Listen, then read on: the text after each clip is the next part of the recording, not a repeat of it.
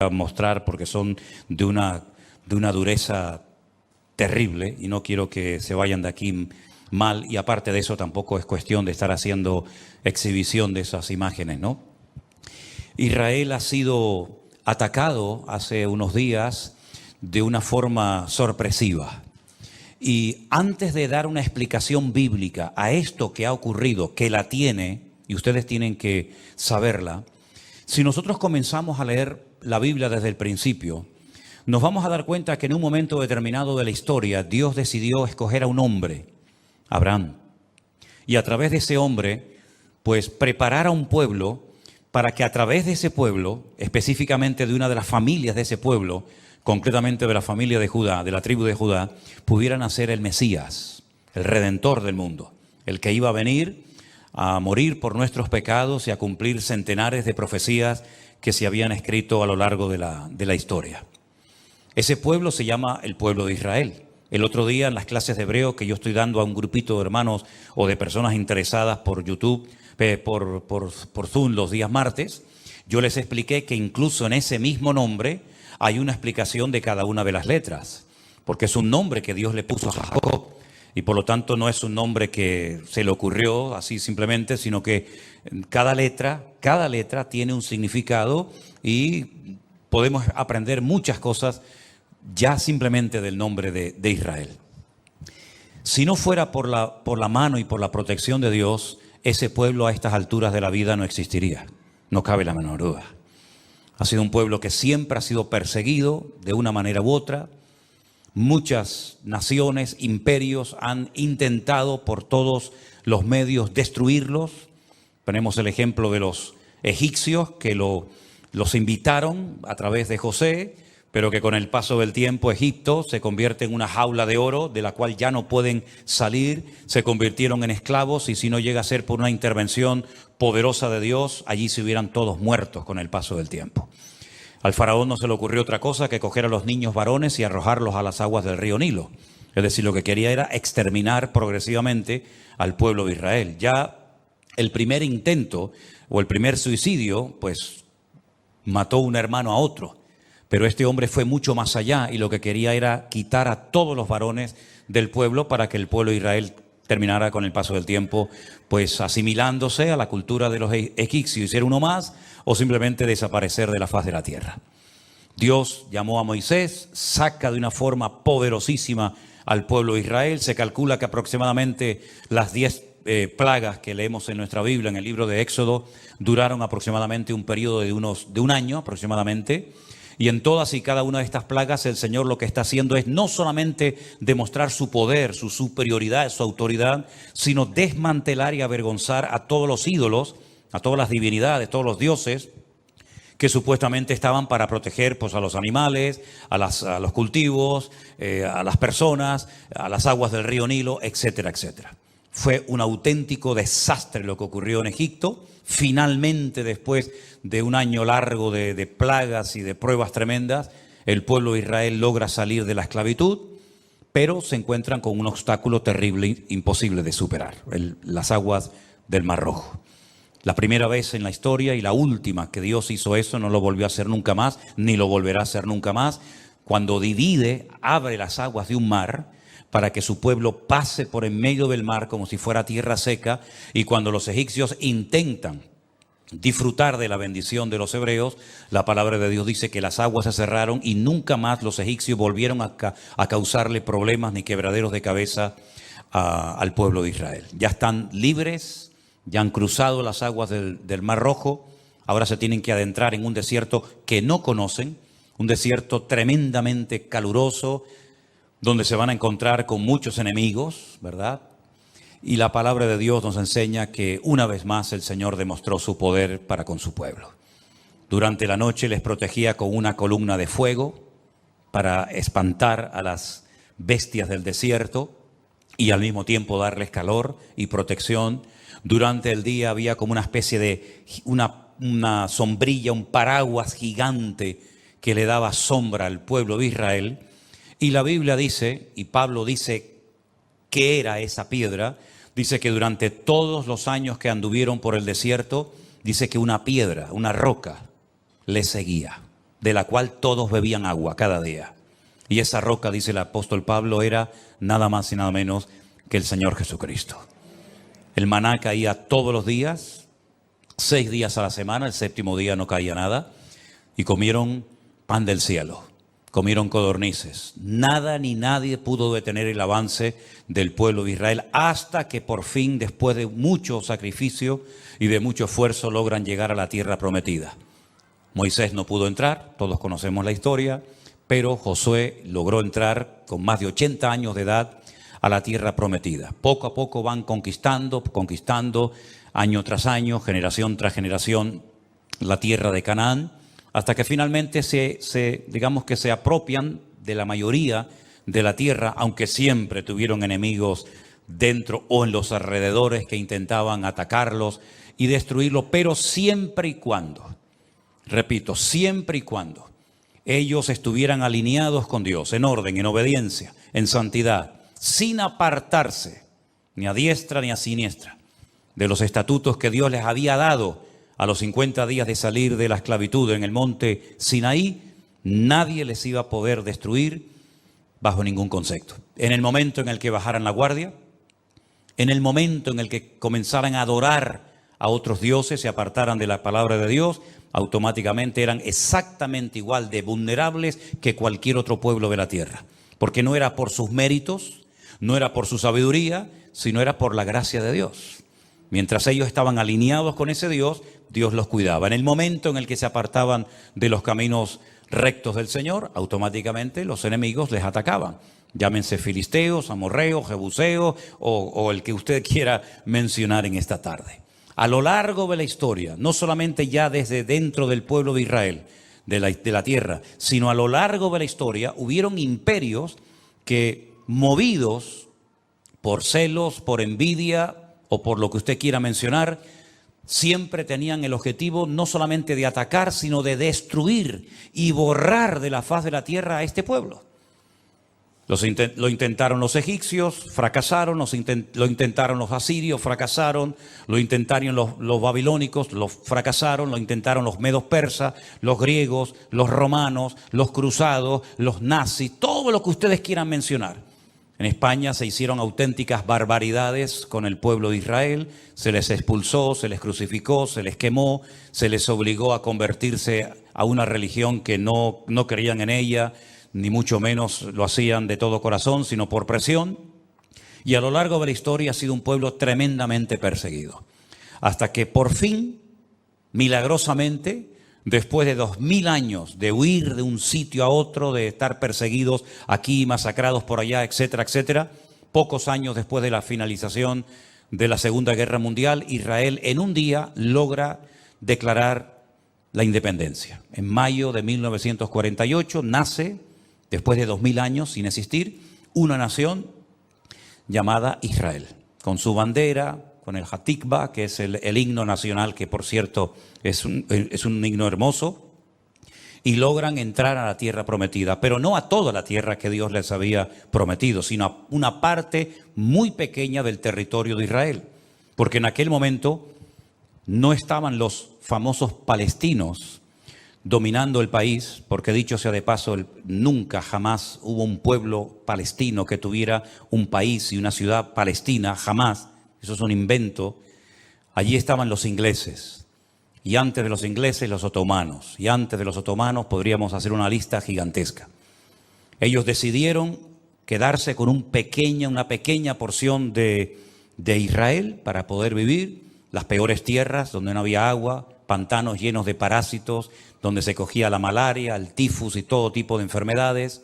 Se iban familias enteras al desierto, crearon un sistema de trabajo llamado los kibutzim en plural, que consistía en vivir en comunidad. Nadie tenía sueldo, sino que todos se compartían en común, una especie como de lo que pasaba en la iglesia primitiva hace 2000 años en Jerusalén, y así comenzó a levantarse poco a poco un pueblo prácticamente de las cenizas.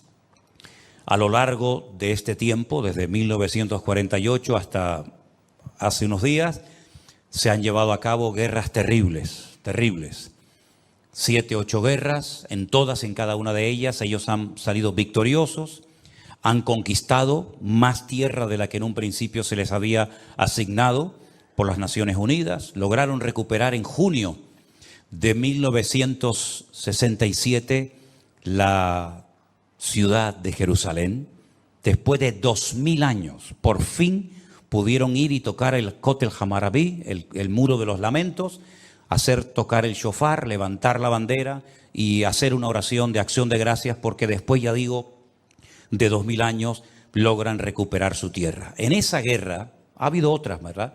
Pero en esa guerra concretamente Israel se enfrentó con 5 naciones armadas hasta los dientes, tremendamente poderosas. Pueden, por ejemplo, ver en Google los datos, decir, bueno, ¿cuántos soldados tenían los egipcios? ¿Cuántos aviones tenían los sirios? ¿Cuántos tanques de combate tenían los jordanos? En comparación con lo que en aquel momento tenía el Estado prácticamente recién nacido de Israel, era imposible superar aquella guerra y vencerla. No solamente la ganaron, sino que desmantelaron todo el ejército de 5 naciones mucho más poderosas que ellas, con mucho más entrenamiento, con mejor material, etcétera, etcétera. Muchos judíos disparaban con fusiles de la Segunda Guerra Mundial, incluso hasta de antes, porque no tenían recursos para poder comprar un buen armamento, pero toda la aviación de Egipto quedó destruida, los tanques de los sirios quedaron destruidos, se recuperó los montes, los altos del Golán, que es como un balcón, que el que lo controla no solamente controla la entrada de agua al país, sino que además es como un balcón que protege toda la llanura de Galilea, etcétera, etcétera. También lograron recuperar por fin la ciudad de Jerusalén, la declararon con el paso del tiempo en la capital eterna, indivisible del Estado de Israel, y otros lugares. ¿Qué es lo que ha pasado hace unos días? ¿Cómo es posible que una nación tan poderosa militarmente hablando, que se considera el segundo ejército más poderoso de la tierra, un país que es indestructible, porque dicho sea de paso, todos los que han intentado destruirlos han desaparecido, todos los imperios han desaparecido, una nación tan pequeña, que es más pequeña que Galicia, que la comunidad de Galicia. ¿Cómo es posible que hace unos días ante el mundo ha hecho el ridículo? ¿Cómo es posible que 4 mataos en motos y con unos parapentes hayan logrado entrar dentro de las fronteras del Estado de Israel? Hayan llevado cautivos más de 150 personas. Hayan producido, esta mañana el último dato era 600 muertos y 2000 heridos. Y hayan con una pala, con un tractor, tumbado una alambrada y hayan entrado como Pedro por su casa. El mundo se pregunta, ¿qué ha sucedido? ¿Qué es lo que ha pasado? Repito que 4 matados en motos con cholas entraron a un país armado hasta los dientes, que toda la región le teme, porque es un ejército tremendamente preparado y con una tecnología tremenda, y que en las últimas horas la gente se ha quedado sorprendida, no solamente ellos, sino todo el mundo, al ver aquellas imágenes de cómo entraban por las casas y se llevaban a mujeres y se llevaban niños y se llevaban familias enteras y dejaban un reguero de sangre y de muertos por las autopistas de Israel, ¿verdad? Y el ejército parece que estaba dormido o se había ido a otro planeta. La gente se pregunta, ¿qué es lo que ha sucedido? Si nosotros como cristianos, simplemente cuando hablemos entre nosotros, o yo en este caso como pastor desde un púlpito, digo exactamente lo mismo que dicen los políticos, los militares, los periodistas, pues no hay ninguna diferencia entre ellos y nosotros. Simplemente este culto, esta reunión se va a convertir en una charla, en una serie de información que está dando un pastor, pero al fin y al cabo lo que él está diciendo ya lo hemos oído o en esta emisora de radio o en cualquier otra televisión. Pero nosotros tenemos la palabra de Dios y tenemos la Biblia y tenemos que tener una visión diferente de los acontecimientos. Yo quiero que ustedes se den cuenta de que esta no es la primera vez que ocurre en el pueblo de Israel, porque la Biblia dice que no hay nada nuevo bajo el cielo. Cuando en este pueblo ocurren cosas, tenemos que abrir los ojos, porque Israel no es un país normal y corriente. Israel no puede cometer errores que otras naciones cometen. Israel no puede cometer algunos pecados que para la sociedad hoy en día son normales y todo el mundo los hace. Israel es algo diferente. Israel no puede permitirse el lujo de darle lugar y de aprobar leyes antibíblicas, porque todo eso se les va a volver siempre en su contra.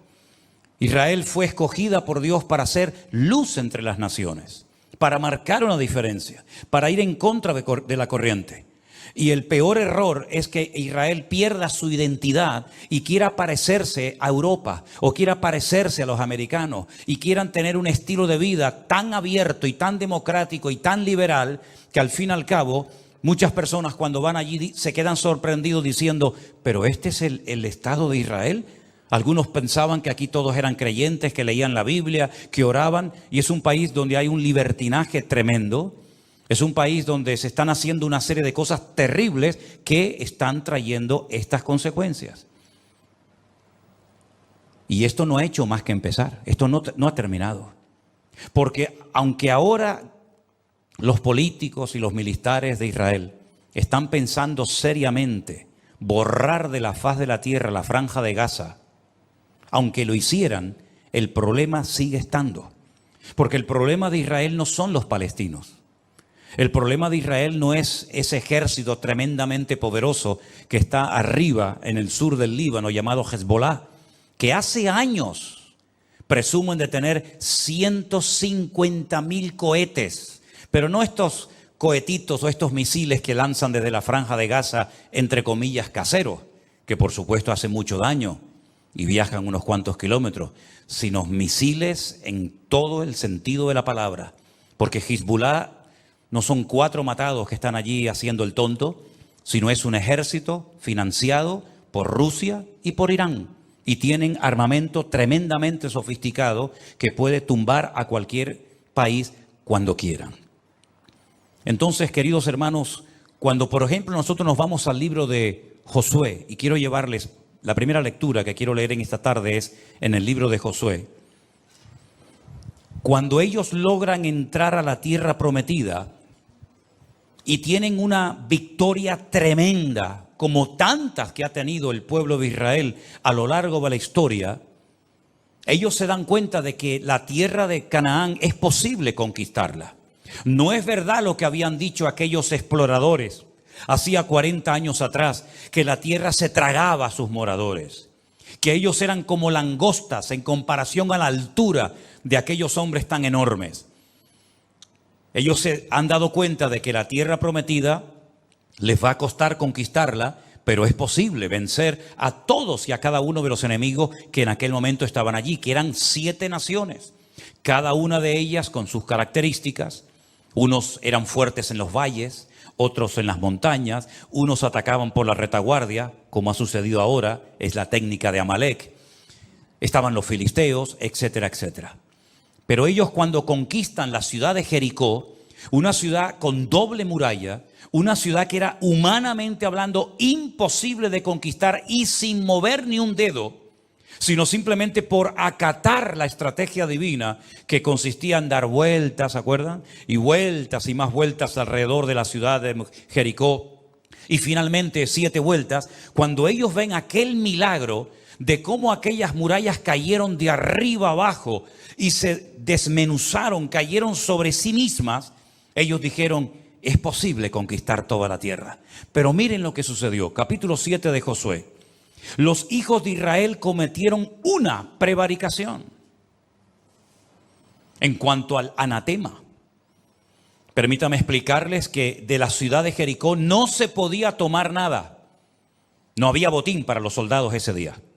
Generalmente el botín se repartía a los soldados, a los que habían ganado la batalla. Fueran ropa, fuera dinero, fuera lo que fuera. Pero en este caso la orden era no tomar nada de la ciudad de Jericó, porque como iba a ser la primera ciudad en ser conquistada, y como lo primero tenía que ser para el Señor, todo lo que recuperaran tenía que ser dedicado al Señor y no para el patrimonio personal de cada uno de ellos.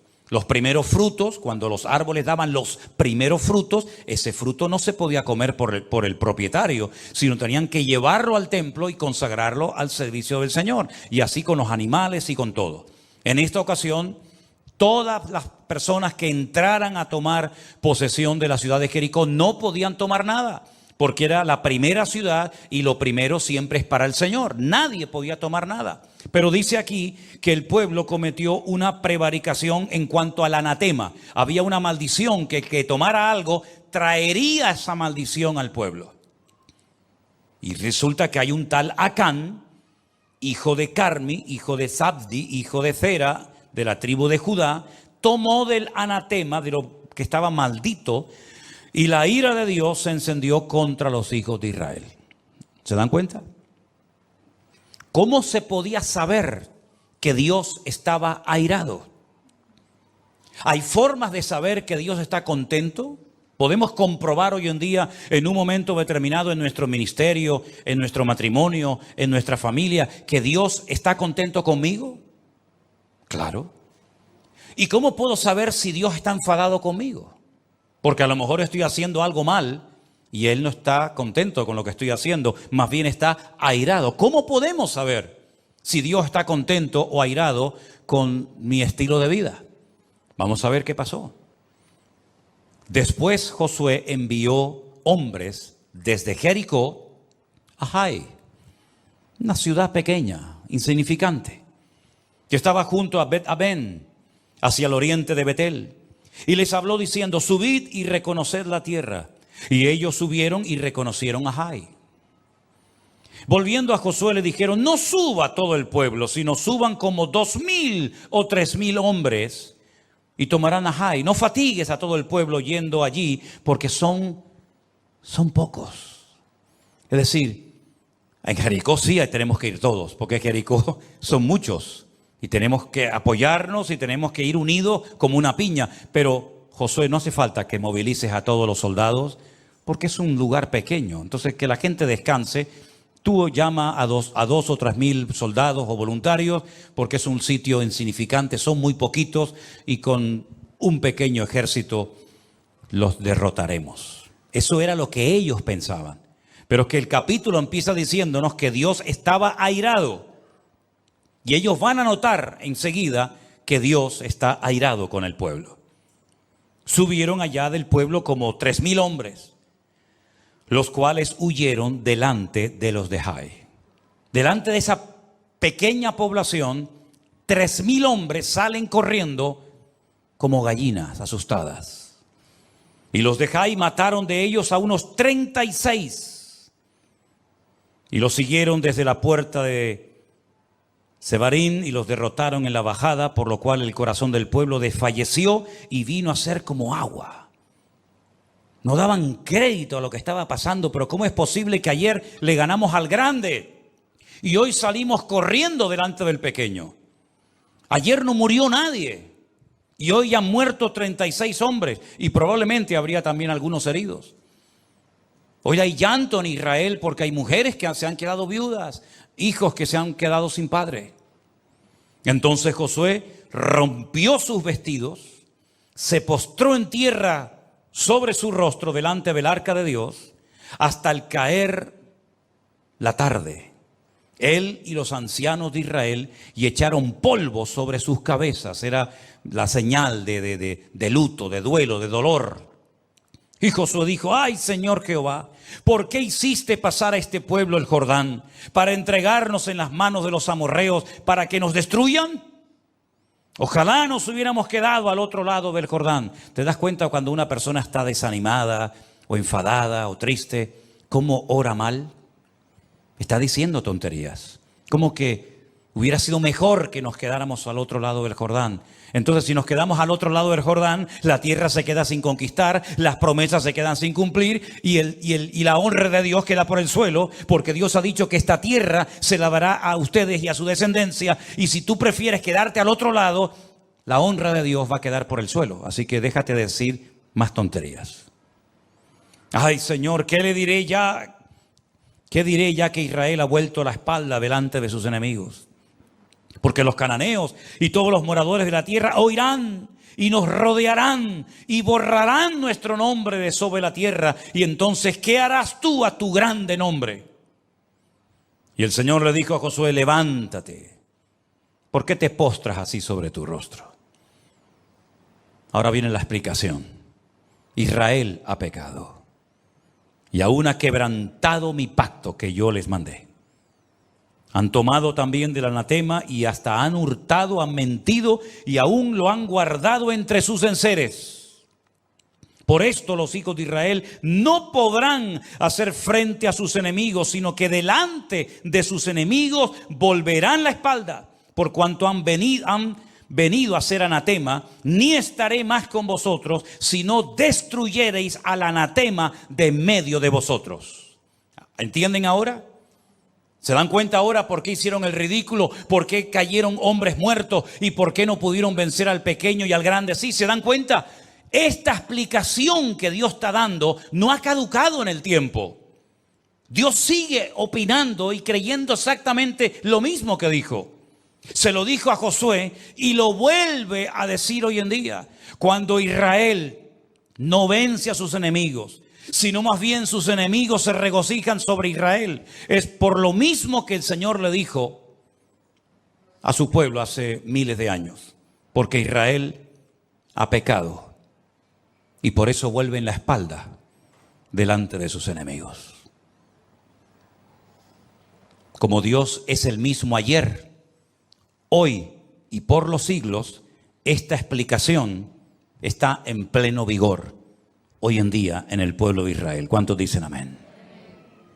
Levántate, santifica al pueblo y di: santificaos para mañana, porque el Señor, el Dios de Israel, dice así: anatema hay en medio de ti. Israel, no podrás hacer frente a tus enemigos hasta que hayáis quitado al anatema de en medio de vosotros. Todos conocemos el resto de la historia. Al final hasta sabemos que Acab había llevado cosas a su tienda de campaña, las había enterrado, la familia había sido copartícipe de su engaño, de su mentira, y toda la nación experimentó las consecuencias del pecado de este hombre. Si ustedes vienen conmigo al libro de Sofonías, yo sé que es un libro que no se suele leer mucho, o por lo menos no es tan conocido como otros, pero en el libro de Sofonías, que está en el Antiguo Testamento, en el capítulo 1, yo voy a leer unos versículos que yo creo que van a venir muy bien escucharlos en esta tarde. Sofonías capítulo 1.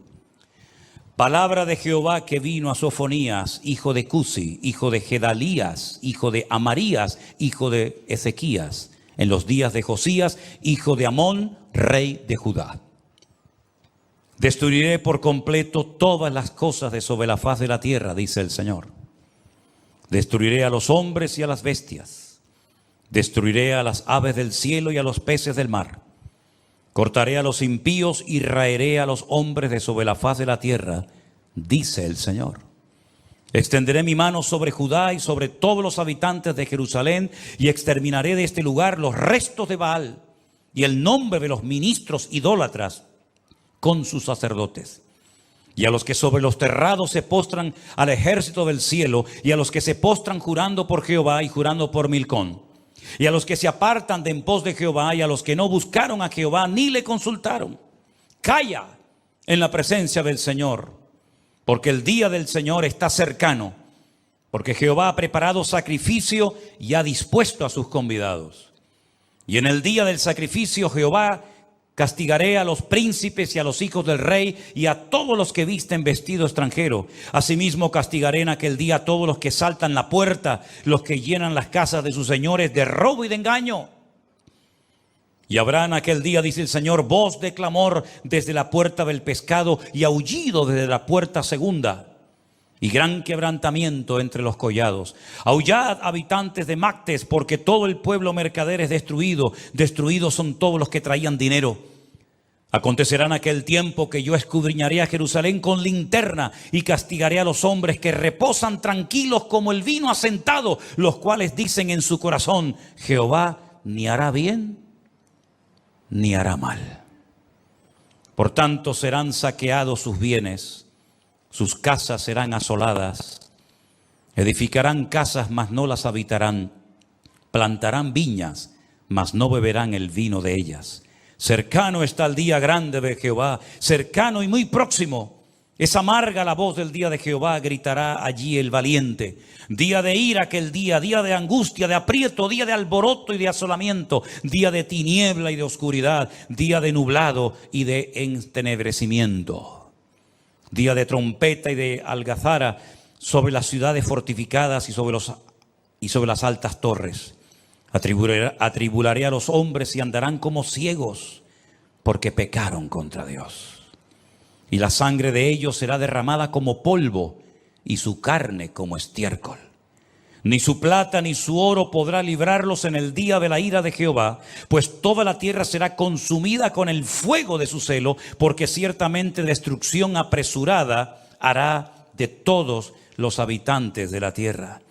Y ustedes pueden seguir leyendo el capítulo 2 y el capítulo 3 de Sofonías y todo el libro de Miqueas y todo el libro de Joel, y constantemente, profeta tras profeta, generación tras generación, ¿cuál es el llamado repetitivo de parte de Dios al pueblo de Israel? Arrepiéntanse con todo su corazón y vuélvanse a su Dios. Constantemente. Lo hizo Elías, lo hizo Jeremías, lo hicieron todos los profetas a lo largo de la historia. Arrepiéntanse, no rasguen sus vestiduras, rasguen su corazón. No se circunciden la carne de vuestros prepucios, sino circunciden la carne de vuestro corazón. Humillaos bajo la poderosa mano de Dios, como hemos cantado en esta tarde, porque Él habita con el quebrantado y con el humilde de espíritu.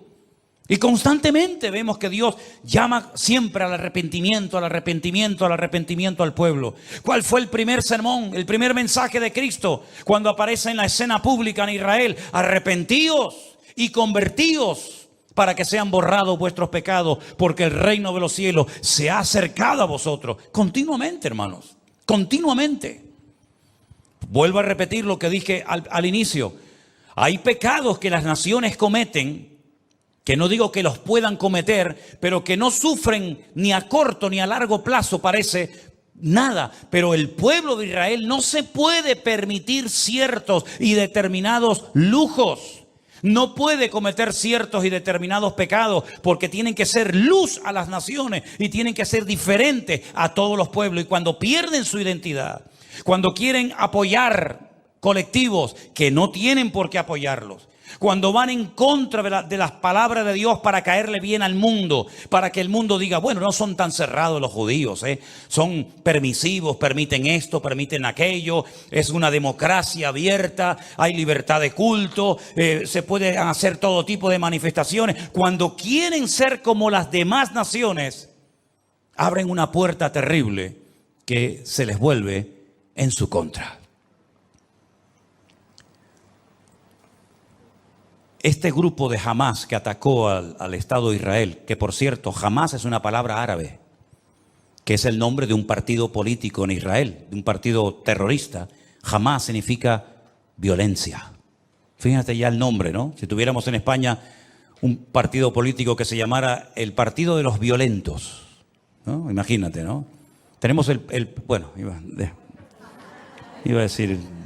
No lo voy a decir, iba a decir, tenemos el partido de los tontos, de los ignorantes, de los ciegos, pero no lo voy a decir. Tenemos unas imágenes muy breves, antes de ponerlas, tienen que estar muy atentos. Se grabaron con un teléfono móvil, con un celular. Son imágenes de una fiesta que se llevó a cabo en el Negev, en el sur de Israel. Permítame decirles una serie de cosas.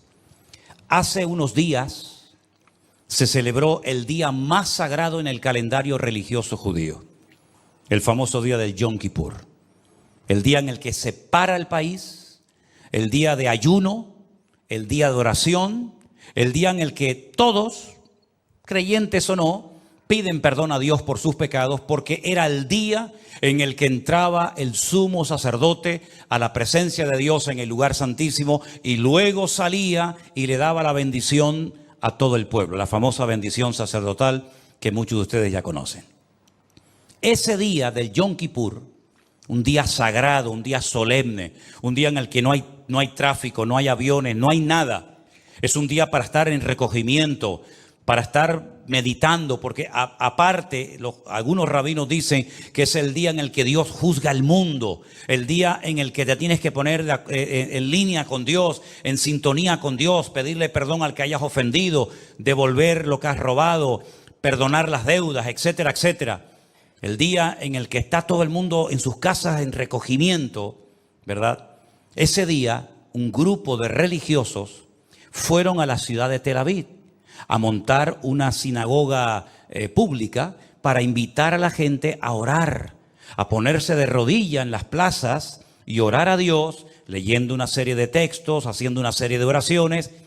Para sorpresa de ellos, por primera vez, hace unos días, en la ciudad de Tel Aviv, llegaron un montón de personas de allí, de Israel, no enemigos, sino de allí de Israel, estos colectivos que les gustan las banderitas de colores y toda esta gente, pues llegaron y los sacaron a patadas. Les dijeron que en Tel Aviv no, que en Tel Aviv no se van a poner la gente a orar, ni de rodillas, ni a pedirle perdón a Dios, ni a reconocer la Torá, ni nada de eso, que eso allí no. Sin embargo, en esos días, estos de las banderitas se fueron a Jerusalén a hacer el día de su orgullo. Orar y buscar a Dios no, lo otro sí. Una semana, unos días más tarde, se celebraba la fiesta, la última fiesta del calendario religioso.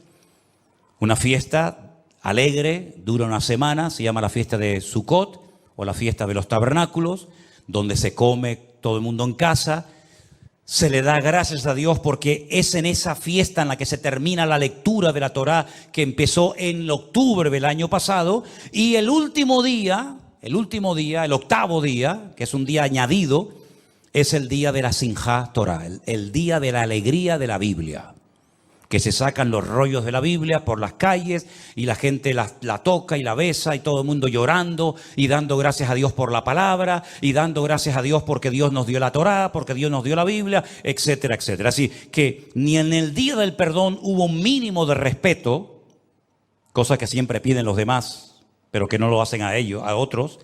Y en el día de la fiesta de la palabra, de la Simjá Torá, miles de personas decidieron irse al desierto a celebrar el día de la paz, no el de la Simjá Torá, no darle gracias a Dios por la palabra, sino hacer una fiesta donde había droga toda la que querían y donde había bebida toda la que querían y más,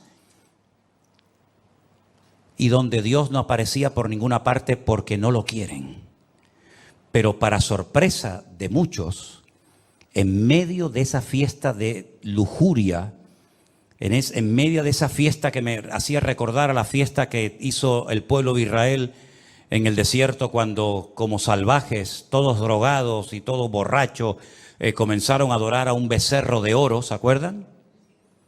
En esa fiesta que se acaba de celebrar el día que fueron atacados, quiero que vean quién presidía la fiesta en un monolito, en una torre muy alta. Quiero que vean la torre, perdón, encima de esa torre, quién estaba presidiendo esa fiesta. Algunos dirán, bueno, pero la gente no es consciente. Bueno, pues, ¿cómo que no somos conscientes? Somos pueblo de Dios, escogidos por Dios. Nuestro padre fue Abraham. Hoy es un día en el que tenemos que estar con nuestros padres en las casas, dándole gracias a Dios por su palabra.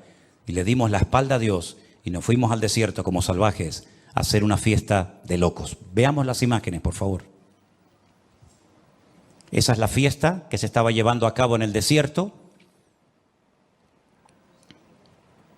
No tiene sonido, pero ahí está todo el mundo bailando, todo el mundo disparatado, como animales salvajes, olvidándose. Y miren quién está allí. Ahora hemos sacado una fotografía. Miren una estatua de Buda, o de un dios hindú, o me da igual lo que sea. El día de la Simjá Torá, el día que el pueblo estaba celebrando la palabra de Dios, Miles de personas estaban danzando alrededor de esa imagen, conscientes o no, y a las espaldas comienzan a caer parapentes llenos de terroristas y no se dieron ni cuenta. Si ustedes ven al fondo de la imagen, ven unos puntitos negros, ¿los veis? Esos puntitos negros no son nubes, esos puntitos negros son los terroristas de Hamás que se estaban acercando a ese campamento donde hicieron una masacre terrible y donde se llevaron 150 personas secuestradas a la Franja de Gaza, donde se encuentran ahora mismo. ¿Cómo es posible que una nación tan poderosa, que ha derrotado a naciones y a imperios enteros, con una simple pala de excavadora, con 4 matados en moto y 7, 8 que venían en parapentes, hicieran retroceder al ejército de Israel y mataran a 600 personas y a 2000 heridos? Y la gente se quedó con la boca abierta. ¿Os dais cuenta ahora cómo cuando abrimos puertas a lo que no agrada a Dios, el favor de Dios no nos respalda? ¿Creen ustedes que por ser judíos, por tener ciudadanía israelí o pasaporte israelí y por ser descendientes del patriarca Abraham, ya todo vale? ¿Podemos comportarnos como salvajes? ¿Podemos caer en idolatría, en adulterio, en homosexualidad o en lo que sea? No, mi hermano. Dios no es un viejito que todo lo permite y todo lo tolera. Como dije el otro día a alguien en Israel se tiene más fe en Papá Noel que en el Dios de Israel. Es una lástima ver cómo un pueblo tan bendecido, un pueblo que ha sido tan protegido por la mano de Dios a lo largo de la historia, se esté comportando igual o peor que inconversos que no conocen la verdad. Alguien decía también en las redes sociales: Dios, mándanos rápido al Mesías para que nos arregle los problemas. Y yo dije: ya lo mandó y no lo quisisteis. Ya os mandó al Mesías y lo rechazasteis. Y después le disteis la bienvenida a Bar Kokhba y a Subitai, y le disteis la bienvenida a tantos falsos mesías, y al verdadero lo crucificasteis, porque Jesús dijo: cuántas veces yo quise juntar a mis hijos como la gallina junta sus polluelos. Porque una de las profecías que los judíos dicen que demuestra que Cristo no fue el verdadero Mesías es que no logró juntar a todo el pueblo de Israel. No logró juntar a las 12 tribus, las perdidas y las que estaban en aquel momento. Como no las logró juntar, Él no es el verdadero Mesías. Pero Jesús dijo: ¿cuántas veces yo quise hacer esa unidad del pueblo? Y no quisisteis. Y después dice: Jerusalén, Jerusalén, que matas a los profetas, que apedreas a los que yo envío, ¿verdad? En otras palabras, el problema no está en Dios. No es que Dios les ha fallado y los ha abandonado, es que el pueblo no vive en orden, en santidad, delante del Señor. Y cuando un pueblo como ese, específicamente como ese, no se comporta al nivel que Dios espera de ellos, es normal que 4 matados con la chola en moto vengan y hagan un destrozo rompiendo una valla, y parece como que estaban dormidos, estaban anestesiados. Incluso hasta se ven algunos subiéndose a lo alto de un tanque de combate, no sé si habéis visto las imágenes, arrastrando a los muertos por la calle. Hermanos queridos, ¿cuándo nos vamos a dar cuenta que nuestro Dios es un Dios santo? Y que así como su misericordia y su amor es genuino y real, también su ira y su enojo es real. Pero qué poco se predica de la ira de Dios, ¿no? Parece como que Dios no tiene nunca que enfadarse, no tiene motivos para enojarse. Y claro que tiene muchos motivos Dios para enojarse. Y a nosotros nos puede pasar lo mismo si no nos damos cuenta de que somos gente diferente. Tú no puedes hacer cosas que la gente de la calle hace. Bueno, las puedes hacer, pero no debes de hacerlas. Tú no puedes ir por la calle presumiendo tus virtudes como macho ibérico o tú como mujer. Pero es que todo el mundo lo hace, pastor. Es que todos visten así, sí, pero tú no, hijo. Tú no. Las redes sociales no es para enseñar tu musculatura. Las redes sociales no son para enseñar tus atributos, hermanita. Las redes sociales son para predicar el evangelio, para que la palabra de Dios llegue hasta el último rincón de la tierra. Bueno, es que la gente de vez en cuando se fuma un porro, sí, pero tú no puedes hacerlo porque tú eres real sacerdocio, nación santa, pueblo adquirido por Dios para que anuncie de las virtudes de aquel que te llamó de las tinieblas a su luz admirable. Es que todo el mundo tiene por ahí una querida y los viernes uno puede ir a la discoteca, sí, pero tú no. Porque los ojos del Señor recorren toda la tierra y tú tienes que ser diferente. Y si no quieres ser diferente, no vengas más aquí. No vengas más aquí. No vengas a cumplir. No vengas a decir, bueno, vengo. No, no. Si no quieres asumir tu identidad como hijo de Dios, este no es tu lugar. Este es un lugar para honrar a Dios. Este es un lugar para cambiar. Este es un lugar para ir en serio con Dios. Si tú no quieres ir en serio con Dios, no vengas más, por favor. No nos hagas perder el tiempo, porque no queremos perder el tiempo en tonterías. Ahora, eso sí, cuando hay problemas, cuando hay dificultades, cuando la niña se pone enferma, cuando el marido te engaña, cuando el hijo no sé qué, pastor, oren por mi matrimonio, pastor, oren por mi familia. Estoy cansado de eso, hermanos. Estoy cansado de que la gente solamente se acuerde de Dios cuando les va mal. Y cuando les va bien, según ellos, se olvidan rápidamente de Dios. ¿Saben? Al día siguiente de este ataque, un montón de jóvenes que lograron salvarse milagrosamente se fueron a Jerusalén a hacerse religiosos. Les entró miedo, ¿eh? Como se llenaron las iglesias en Estados Unidos cuando vieron caer las Torres Gemelas. Mucha gente comenzó a ir a la iglesia y hacían cultos de oración toda la noche orando porque se sentían vulnerables. Ya no somos indestructibles como los americanos creyeron durante años, ¿verdad? Que las guerras siempre se hacían fuera, ¿verdad? Y los misiles nunca nos van a llegar. Cuando vieron caer aquellos edificios, cuando vieron su Pentágono ardiendo y cuando vieron a más de 4,000 personas muertas en aquellos días de aquellos atentados terribles, ahora sí se acordaron de Dios. Y como dijo aquel predicador que ya está en la presencia del Señor, Billy Graham, ahora os acordáis de Dios, habéis prohibido la oración en las escuelas, habéis sacado a Dios de las universidades. Es un delito en algunos estados de los Estados Unidos evangelizar, porque dice que eso es proselitismo y no se puede evangelizar a otras personas. Pero ahora nos atacan, ahora somos vulnerables y ahora clamáis a Dios y pedís el favor de Dios. ¿Queremos ir en serio con Dios o no? Hemos entendido que dice la Biblia que sin santidad nadie verá al Señor. ¿Lo tenemos claro o no lo tenemos claro? Dios no busca bulto, Dios no busca número de personas, sino que Él dice que busca un remanente fiel que lo adore y que lo honre. Miren, cuando Ezequiel estaba en el cautiverio en Babilonia, el Señor le dijo a Ezequiel, te voy a llevar en visión, te voy a llevar en el espíritu, te voy a transportar a Jerusalén para que veas el motivo por el cual los traje aquí al destierro. Dice que se lo llevó en visión a Jerusalén y le dice, mira ese hueco en el muro, métete por ese hueco. Dice que se metió y dice que vio a los sacerdotes del templo de Jerusalén que habían pintado todas las murallas por dentro con los signos del zodíaco.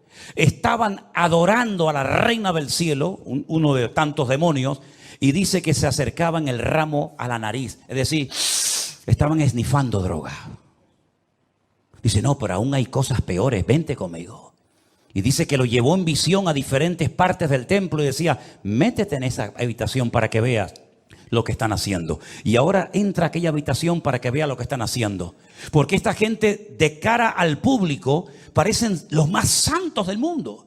Esta gente de cara a la galería son siempre muy respetuosos y siempre muy educados y siempre muy esto, pero el Señor no mira la apariencia exterior de nosotros, hermanos. El Señor lo que mira es el corazón. Y si algunos de los ancianos en Babilonia se quejan de un trato injusto por mi parte, diles que yo les he enseñado, que yo te he enseñado lo que ellos cometen en secreto, que nadie lo sabe, pero lo que el ojo del hombre no ve, Dios lo sabe y Dios lo conoce. Y Dios no pasa por alto el pecado. La Biblia dice, cuando llamé, no me quisisteis oír, cerrasteis vuestros ojos, pues el día que claméis a mí, yo tampoco os escucharé. Por eso cuando decimos, vamos a orar por el pueblo de Israel, lo que hay que orar por el pueblo de Israel es para que se arrepientan, para que se humillen delante del Señor, que por cierto todavía no lo han hecho. Están pensando en arrasar la franja de Gaza. Muy bien, arrasen la franja de Gaza, allá ustedes. El problema lo vais a seguir teniendo, porque el problema no son los árabes. El problema no son los palestinos. El problema no son los 5.000 cohetes que te han lanzado. Ese no es el problema. El problema son ustedes mismos. Tu mayor enemigo son ustedes mismos.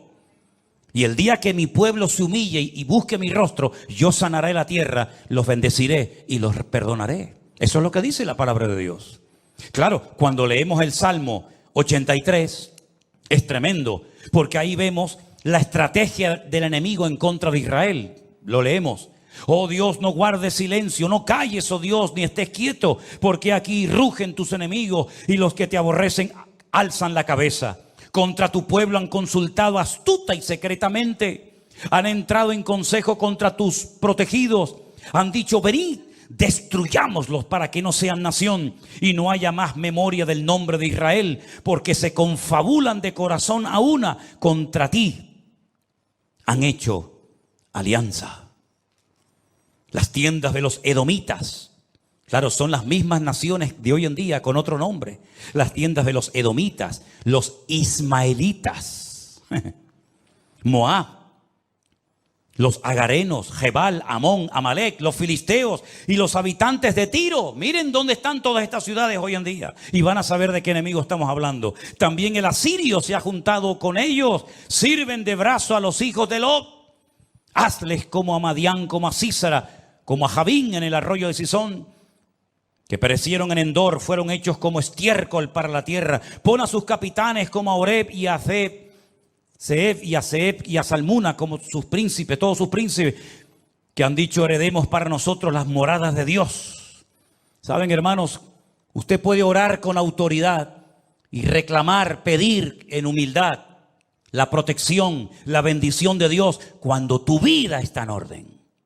Cuando tu vida está en orden, ora y pide al Señor. Dios te oirá y Dios te responderá. Pero cuando estás en pecado, amigo, ni se te ocurra pedirle a Dios nada. Porque lo que tienes que pedirle es misericordia para que perdone tu hipocresía y tu falsedad como creyente. ¿De qué sirve que le pidamos a Dios, bendíceme, ayúdame, prospérame, si luego nuestra vida no está alineada y en sintonía con nuestro Dios?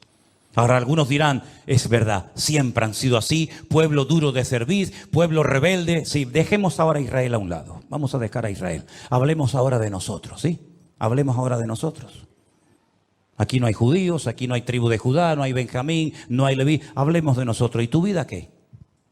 ¿Tu vida cómo va? Porque de nada sirve ver los pecados y la hipocresía a veces de los religiosos o de otras personas si no somos capaces de ver la nuestra. ¿Cómo está mi vida hoy delante del Señor? ¿Eres el mismo aquí que fuera cuando nadie te ve? ¿Qué es lo que ves en internet tú por las noches? ¿Con quién hablas por teléfono tanto tiempo? ¿Qué es lo que haces en tu tiempo libre? Tal vez nadie lo sabe, nadie lo ha visto, pero nuestro Dios no puede ser burlado, dice la palabra de Dios. Él lo sabe y lo conoce todo. ¿Cómo está nuestra vida delante del Señor? Podemos pedirle al Señor, bendice mi matrimonio, verdaderamente. ¿Cómo está funcionando tu familia? ¿Es tu familia un lugar de bendición? ¿Es una tierra donde Dios puede sembrar su presencia? ¿O es una casa de locos y es un desorden en esa casa? ¿Verdaderamente estás en orden delante del Señor? ¿O tienes ojos que se te van detrás de cualquiera? Ojos de adulterio, como dice la palabra. Una estrella fugaz, un árbol otoñal, nube sin agua, como dice Judas. ¿Cómo somos realmente en nuestra privacidad delante del Señor? El Señor le mostró a Ezequiel las barbaridades, los pecados que cometían en oculto, y esas fueron las consecuencias, expulsados de la tierra prometida durante 70 años. Y las iglesias hoy en día, queridos hermanos, ¿somos realmente diferentes a gente del mundo o ya las iglesias se parecen más a los del mundo que los del mundo mismo?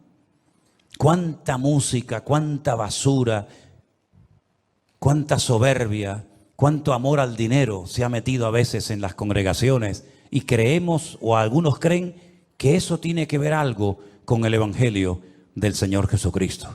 Dios nos llama hoy a todos al arrepentimiento. Porque lo único que nos puede salvar de la ira de Dios no son los diezmos que das. Dios no necesita tus diezmos. Dios no necesita tus ofrendas, ni tus oraciones, ni tus ayunos para nada. Lo único que nos puede salvar en este tiempo difícil. Y escúchenme una cosa, yo no soy profeta ni hijo de profeta, pero se ha abierto la caja de Pandora, Esto va a ser un revulsivo que, a menos que el pueblo se humille y pidan perdón al Señor y vuelvan de verdad, de corazón al Señor, esto va a ser una reacción en cadena. Y sabemos que tarde o temprano todo el mundo árabe y otras muchas naciones, incluida Europa, se van a subir al carro. Y el Señor llegará un momento, lean la carta o el libro de Joel, donde Dios dice, sí, me queréis provocar a ira, yo os voy a traer a mi tierra por aquí, por las quijadas, y os voy a traer, y aquí os voy a demostrar que yo soy Dios. Y sabemos que en los últimos tiempos, Estados Unidos, porque ahora están contentos en Israel, me decían los hermanos con los que he hablado estos días, están contentos y tranquilos, porque el viejito, el Biden, el pobrecito ya se cae por las escaleras y a veces no sabe si entra o sale, les ha dicho que Estados Unidos siempre, siempre estará al lado del pueblo de Israel. Pero si la Biblia nos enseña que el único que va a estar siempre al lado del pueblo de Israel es el Dios de Israel. Alzaré mis ojos a los montes. ¿De dónde vendrá mi socorro? Mi socorro viene del Señor, el que hizo los cielos y la tierra. No dará tu pie resbaladero, ni se dormirá el que te guarda. Eso dice la palabra de Dios, que el Señor siempre quiere estar con nosotros. Pero para que el Señor siempre esté con nosotros, su bendición, su respaldo, todo su favor, nosotros siempre tenemos que estar con el Señor. Porque si tú no estás bien con el Señor, tú estás viviendo como un religioso que sabes textos de la Biblia, que sabes más o menos cómo se comporta uno en una iglesia, pero tu corazón no es un corazón humillado y arrepentido delante de la presencia del Señor. Por eso hoy, una vez más, el Señor dice, venid a mí, poneros en línea conmigo, porque el Señor sabe realmente cómo estamos delante de Él en esta noche. Amén, hermanos. Tu problema no es tu suegra. Tu problema no es tu hija, tu marido. Tu problema no es que tengas un trabajo malo o no te hayan dado lo que te prometieron. Ese no es tu problema. Nuestro mayor enemigo somos nosotros mismos. Nosotros mismos somos el verdadero. No es que yo hago esto, no, pero es que no haces eso y ese es tu problema. Es que haces eso porque no estás bien delante de Dios. Pero hoy el Señor quiere restaurar nuestra vida. Amén, hermanos. ¿Confiamos en Dios o no confiamos en Dios? Pues demuéstralo, no lo digas, demuéstralo. ¿Crees que Dios puede suplir tus necesidades, sí o no? Entonces, ¿por qué juegas a la lotería? Si Dios suple tus necesidades y tú lo estás diciendo, ¿para qué tienes que hacer la bonoloto todas las semanas? O la quiniela o lo que sea. No, yo lo hago para ayudar a la asociación de los ciegos. Bueno, pues vete y darles una ofrenda. Haz un cheque así, le toma, quiero ayudar a los cieguitos. Y ya está. O a los cojos, a los paralíticos, o a quien sea. Porque en el fondo no terminas de entender que en Dios estás completo. Cuando esas verdades que salen tan fácilmente por nuestras bocas, las interioricemos en nuestras vidas, ese día nuestra vida será una bendición tremenda. Para nuestros amigos, hermanos, familiares, incluso para nosotros mismos. ¿Cuántos dicen amén? Cierra tus ojos ahí donde estás. Entonces, ¿cómo tenemos que orar por el pueblo de Israel? Que se arrepientan. Señor, sacúdelos de tal manera que caigan todos de rodillas delante de ti. Que quiten su confianza de América, que quiten su confianza de sus misiles, que quiten su confianza de su poderoso ejército, que quiten su confianza de ellos mismos y que la pongan solamente en ti, Señor. Porque aunque un ejército acampe contra mí, No temerá mi corazón, porque tú eres mi luz y mi salvación. Que Dios nos ayude a vivir como lo que decimos que somos, hijos de Dios. Viva, hable, compórtese como un hijo de Dios. Ponga al Señor en primer lugar en su vida. Quite los ídolos de su familia, de su casa, de su cartera, de su hogar. Dele la bienvenida al Señor en su casa y vas a ver que todo fluye. Hay presencia de Dios, hay gozo, hay alegría, hay bendición, hay armonía, hay bendición y vida eterna. Pero tienes que dar el primer paso tú.